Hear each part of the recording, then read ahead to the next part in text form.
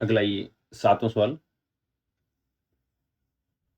कोई एक तंबू एक बेलन के आकार का जिस पर एक शंकु अध्यारोपित है। यदि बेलनाकार भाग की ऊंचाई और व्यास क्रम से 2.1 मीटर और 4 मीटर है, अर्थात ऊंचाई तो कितनी 2.1 और व्यास जो है वो 4 मीटर। शंकु की तिर्यक ऊंचाई जो दे रखी है 2.8 मीटर। तो इस तंबू को बनाने में प्रयुक्त कैनवास का क्षेत्रफल क्या होगा। साथ ही यदि 500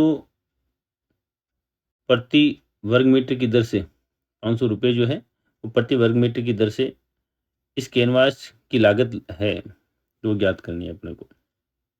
अर्थात 1 वर्ग मीटर अगर कपड़ा लिया जाता है कैनवास के लिए रूप में तो उसके 500 रुपये लगते हैं। तो कुल कितना वर्ग मीटर कपड़ा है ये अपने को इसमें ज्ञात करना है। कैसे ज्ञात करें तो एक बहुत सरल सा इसमें एक चित्र जिसमें कह रखा है कि इस प्रकार से एक बेलनाकार भाग जिस पर एक शंकु अध्यारोपित है। इस बेलनाकार भाग की ऊंचाई और इसका व्यास ये दोनों अपने को प्रश्न में दिए हुए हैं। ऊंचाई तो दे रखी है 2.1 मीटर और इसका व्यास जो वो दिया हुआ है व्यास ये दे रखा है 4 मीटर। ठीक है, ये जो इसकी तिर्यक ऊंचाई ये शंकु जो है इसकी तिर्यक ऊंचाई जो आपको प्रश्न में दी हुई है वो है 2.8 मीटर। तो हमें यहाँ पे एक तो इस बेलनाकार भाग के अंदर कितना कैनवास लगा, एक इस शंकुआकार भाग में कितना कैनवास लगा ये अपने को ज्ञात करना है। तो ज्ञात करने के लिए तरीका बहुत सरल सा जो दिया हुआ उसको नोट करें पहले। क्या कि शंकु में जो बेलनाकार भाग है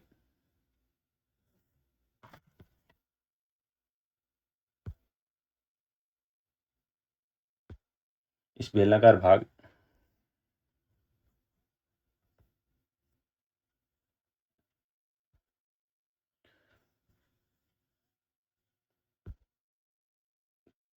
बेलनाकार भाग की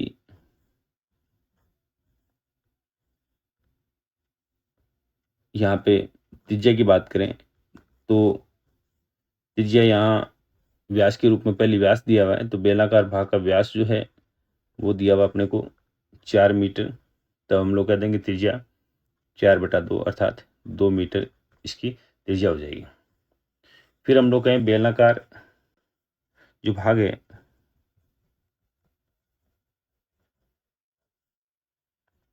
इस बेलनाकार भाग की ऊंचाई दी हुई है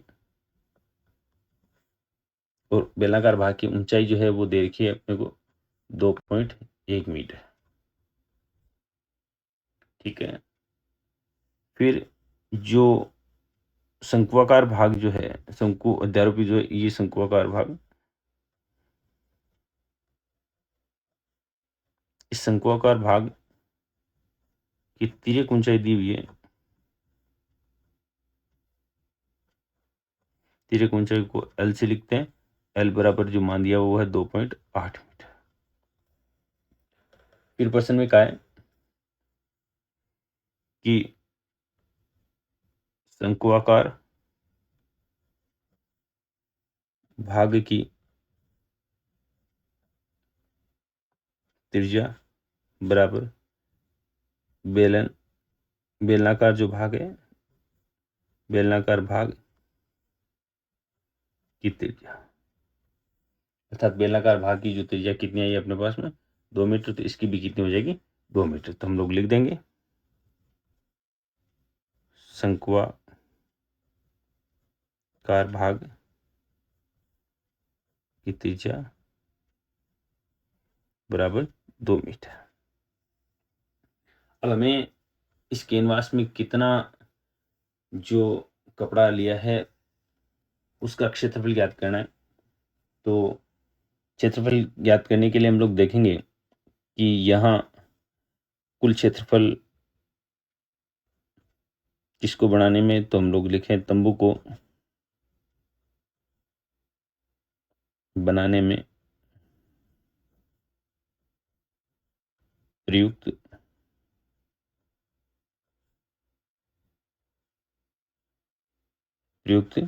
कुल कैनवास बराबर बेलनाकार भाग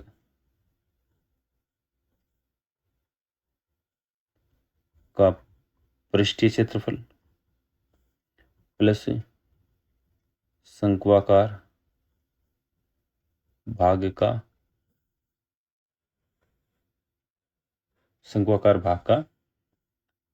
पृष्ठीय क्षेत्रफल। अब हम लोग जानते हैं कि बेलन का जो पृष्ठीय क्षेत्रफल ज्ञात करने का सूत्र जो होता है वो होता है 2 पाई आर और एच। इसी प्रकार शंकु का अगर क्षेत्रफल निकालना है तो हम लोग लिखेंगे पाई आर और एल। अब इन दोनों में देखें तो पाई और आर कॉमन आ रहा है, तो पाई आर को कॉमन ले लें।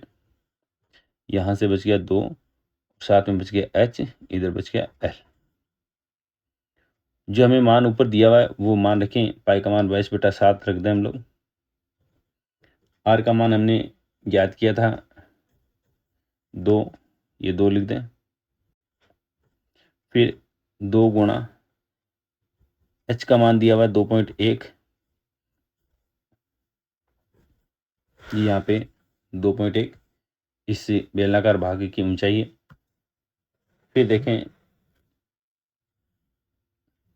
प्लस एल का मान दिया हुआ अपने को 2.8। जो मान हल हो रहा है उसे हल करें।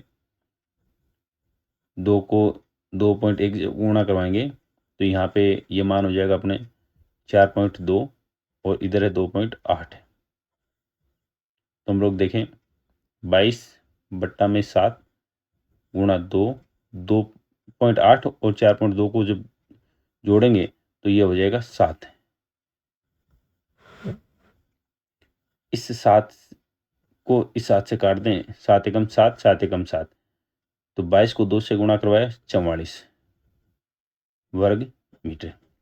अर्थात इसी तंबू को बनाने में जो प्रयुक्त कैनवास है उस कैनवास का जो क्षेत्रफल जो वो आया वो कितना आएगा 44 वर्ग मीटर।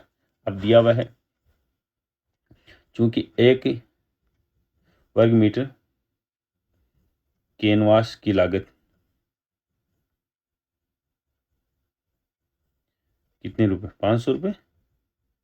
हमारे पास में 1 वर्ग मीटर नहीं, कितने हैं 44 वर्ग मीटर। तो हम लोग क्या लिखेंगे, कैनवास की कुल लागत